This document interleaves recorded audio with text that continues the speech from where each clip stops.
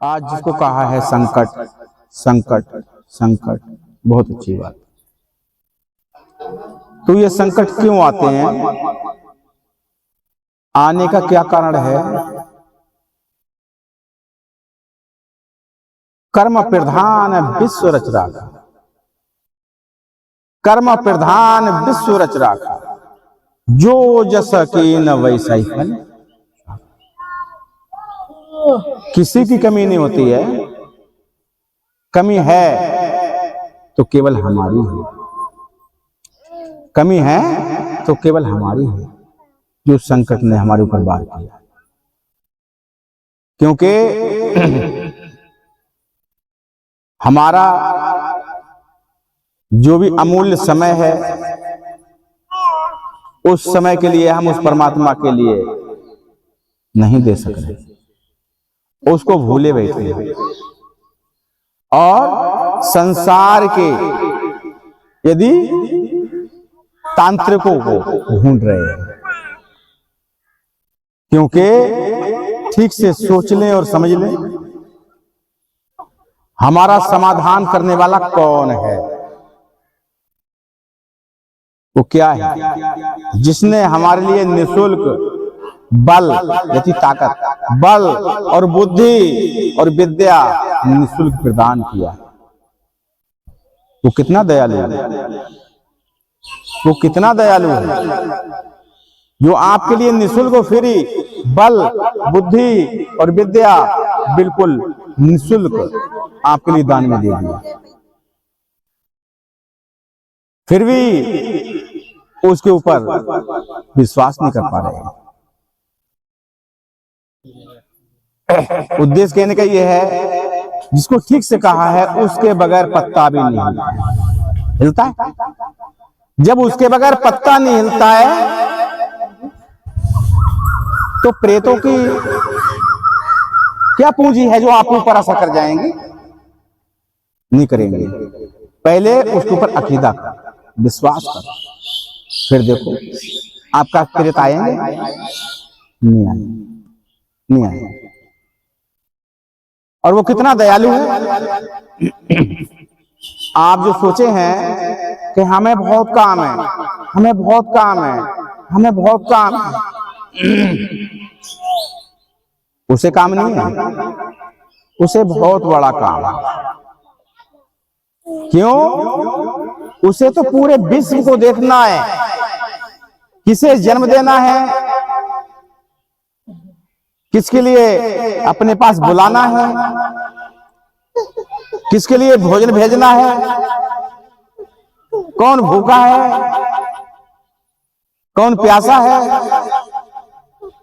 इतने ही लोग थोड़े पूरे विश्व में, यदि चाहे वो जलचर हो चाहे वो थलचर हो, यदि कोई भी हो, सबके लिए रोजी रोटी भेजना है।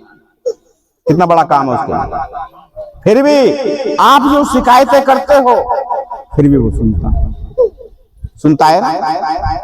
और कितना दयालु है। जैसे आपने देखा होगा ना, संतरा देखा है ना, संतरा है, संतरे के अंदर कितने कितने छोटे छोटे कण होते हैं ना। वो छोटे छोटे कणों को बनाया, उसमें जूस भरा, सारे कणों को इकट्ठा कर दिया। मन में सोच रहा है इतना बड़ा मेरे भक्त के मुंह में पीस आ जाएगा, उतना ही बड़ा पीस बना दिया, उसमें भी गिलास चढ़ा दिया। और सारे पीसों इकट्ठा करने के बाद में कच्चे धागे से लपेट दिया, ऊपर गिलास चढ़ा दिया, इसको मेरे प्रिय भक्त हैं। वो अपने हृदय में क्या सोच रहा होगा? इसको मेरे प्रिय भक्त खाएंगे। यदि इसमें दूषित हवा न लग जाए। जैसे केला, केले के लिए कितना रूंधा कितना रूंधा कितना रूंधा, और ऊपर से गुलाब चढ़ा दिया।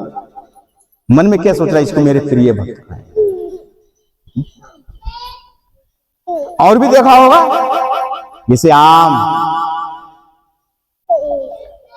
कितना सुंदर उसके अंदर जूस भरा है और बीज भी है, कितना बड़ा है, ताकि आपको भूल से भी वो निकलने में नहीं आएगा उसका बीज है।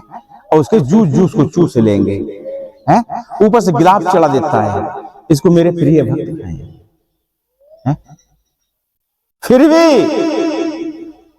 यदि उसके ऊपर कोई अकेला नहीं करता,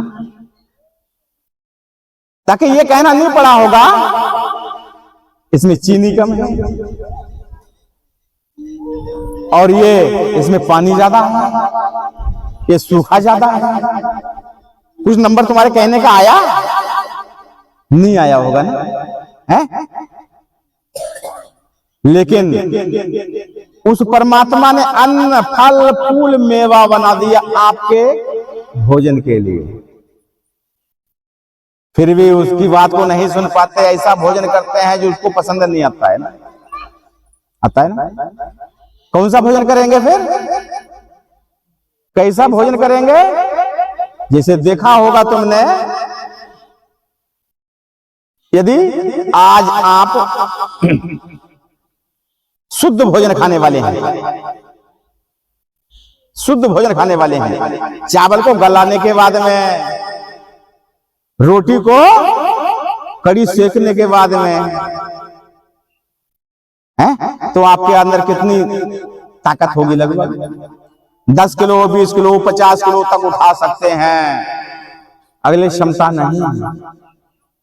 और उनको देखो जिनको पशु कहते हैं ना, जो उस भूसे के लिए, उस पेराल के लिए अगर खाई खंडक में डाल दो तो 2-4 महीने सड़ेगी गलेगी नहीं, और वो पशु 24 घंटे में सड़ा के गला के निकाल देता है ना, तो उसके खून में कितनी ताकत होगी जो ऐसी यदि भूसे के लिए सड़ा के गला के निकाल देता है। बगैर ताकत का हजम होगा? नहीं होगा ना। जैसे मुर्गा देखते हैं ना, मुर्गा है, लेकिन क्या है, वो कंकड़ को भी पचा लेता है, कंकड़ को भी खा लेता है ना, फिर भी पचा देता है। उसके खून में उतनी ताकत होगी जो कंकड़ को पचा लेगा। तुम्हारी एक ही पतली हो जाए ना तो तुरंत डॉक्टर के पास दिखाएंगे ना, डॉक्टर साहब मेरे अंदर तो पतली है, निकाल दो, निकाल दो, है? लेकिन उद्देश्य कहने का यह है, यदि जब तुम उस भोजन को करोगे जिस भोजन में इतनी ताकत है, उस खून में इतनी ताकत है, ताकि उस भूसे को सड़ा के गला के निकाल देता है या उस कंकड़ को भी पचा लेता है। जब ऐसे भोजन करोगे तो तुम्हारी रगों में भोजन, यदि खून किस चीज का बनेगा, उसी मांस का तो बनेगा ना, है? सारी रगों में अगर वो खून उमड़ जाए ना और आ जाए बुखार, तो उद्देश्य कहने का ये है, वो डॉक्टर आपके लिए एक इंजेक्शन लगा देगा, छोटी मोटी दवा भी दे देगा, फिर उसे शिकायत करो, गुरुजी वो डॉक्टर साहब बुखार नहीं उतर रहा है, फिर जाओगे तो 2 महीने देगा, 4 खुराक दवा दे देगा, फिर भी बुखार नहीं उतर रहा है, तो डॉक्टर भी चक्कर में पड़ जाते हैं। देखने में इंसान लग रहा है ना, इसके इंजेक्शन पशु का लगाऊं तो मर जाएगा, इंसान का लगाऊं तो सूट ही नहीं कर रहा है ना, क्योंकि रगों में वो खून उमड़ा हुआ है जो आपने भोजन किया है। तो उद्देश्य कहने का ये है, ऐसी चीजों से बचिए। और आप ठीक से देख लेना, प्रैक्टिकल कर लेना। आज भी गवर्नमेंट यदि पीठ दूसरे पर कितना जोर दबाव दे रही है ना, दे रही है ना, पीठ दूसरा। अगर यहां पर भी कोई भी पशु खत्म हो जाता है तो 24 घंटे के बाद में ठीक से कहेंगे क्या, इसे हटाओ, बू आ रही। और पेट से तीसरे दिन भोजन निकला करता, एक दिन का भोजन हमेशा पेट में रहता है।